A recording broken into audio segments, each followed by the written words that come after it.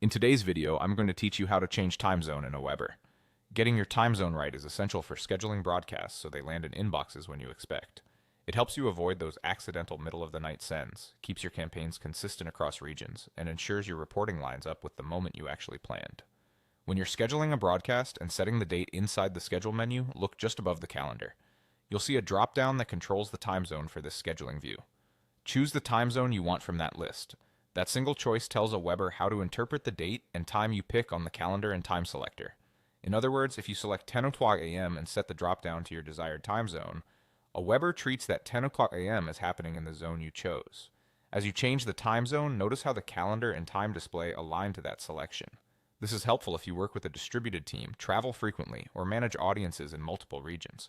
You're not guessing based on your computer clock, you're telling AWeber exactly which time zone the schedule should follow. A few practical tips as you make that selection. Pick the time zone that matches the audience you're targeting if most subscribers are in one region.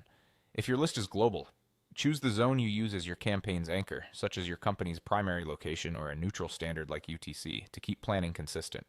If you move between regions, rely on the drop-down rather than your device's local time so your broadcasts don't shift unintentionally.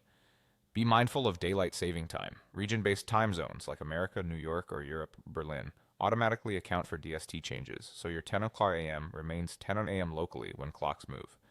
If you have a launch or a seasonal promotion near a time change, confirming the correct zone in this drop-down helps prevent surprises. After selecting the time zone, take a quick glance at the displayed send time near the calendar to make sure it matches what you intended. That visual confirmation gives you confidence that your message will go out exactly when you planned in the zone you selected.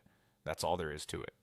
When you're in the schedule menu, simply choose your desired time zone from the drop-down above the calendar as you set the date. With that one choice, your AWeber broadcast timing becomes clear, consistent, and aligned with your goals. Happy scheduling, and here's to hitting the inbox at just the right moment.